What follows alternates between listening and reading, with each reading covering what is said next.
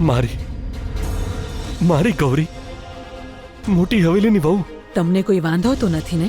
આ કેવી વાત કરી દીધી માતાજી. અરે તમે તો મારી વર્ષોની પ્રાર્થનાનો જવાબ બનીને આવ્યા છો.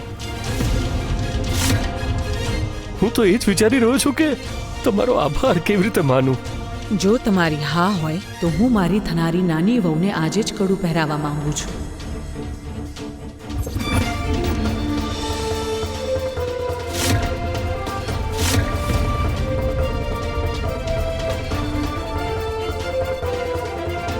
તારો વાયદો યાદ છે ને?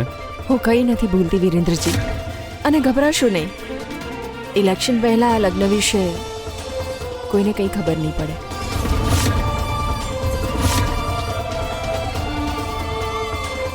અને ઇલેક્શન પછી મોઢું ખોલવા માટે તું જીવતી નહીં રહે.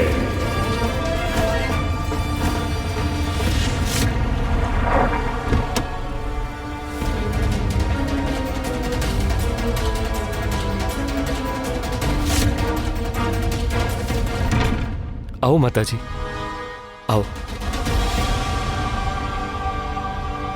આવો.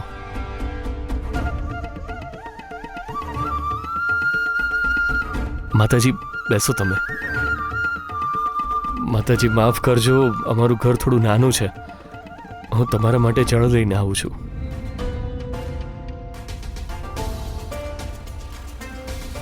જય હો ગૌરી માતા, તમે મારું સાંભળી લીધું. હવે હું મારા પૌત્ર વિરેન્દ્રને એ શ્રાપમાંથી બચાવી લઈશ. હવે એકબીજાને વરમાળા પહેરાવો.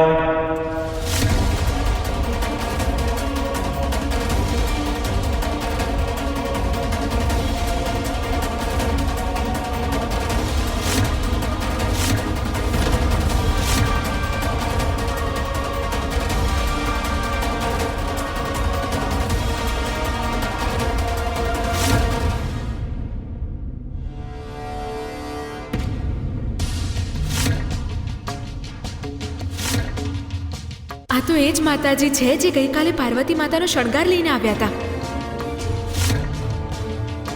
પણ આ અમારા ઘરે કેમ આવ્યા?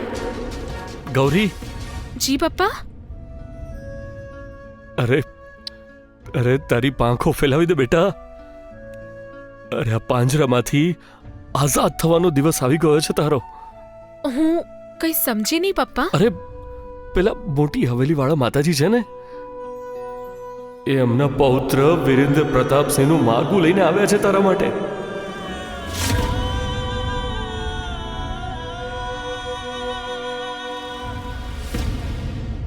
અરે બેટા, તને પોતાની વહુ બનાવવા માંગે છે. અચ્છા, તું એક કામ કર, જે હોળી માટે કપડાં સીવડાવ્યા હતા ને એ પહેરીને જલ્દીથી બહાર આવી જા. ઠીક છે? શાબાશ. પણ પપ્પા. દીદી, વિરેન્દ્ર પ્રતાપ, આ તો એ જ મોટી ગાડીવાળા ભાઈ છે ને?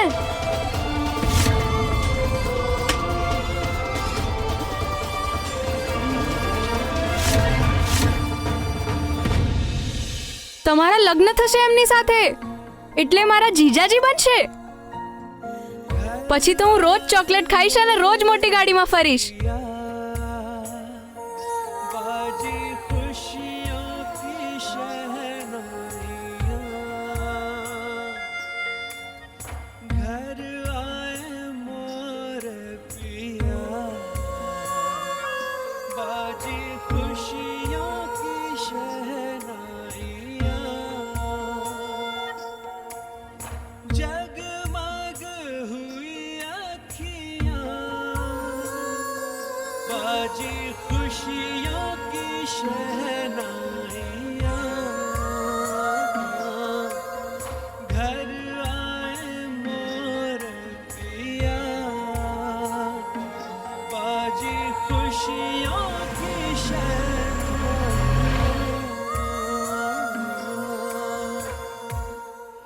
મેમ, વી રિયલી સોરી, પણ અમારી હોટેલમાં ગ્રીક સેલેડ અવેલેબલ નથી. છતાં તમે જો ઈચ્છો તો તમે અમારા મેનેજર સાથે વાત કરી શકો છો.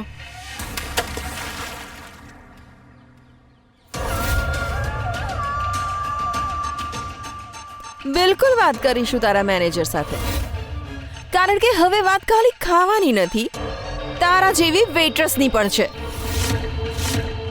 કે તારે આટલી હિંમત કે તે મને ના પાડી. Call your manager right now.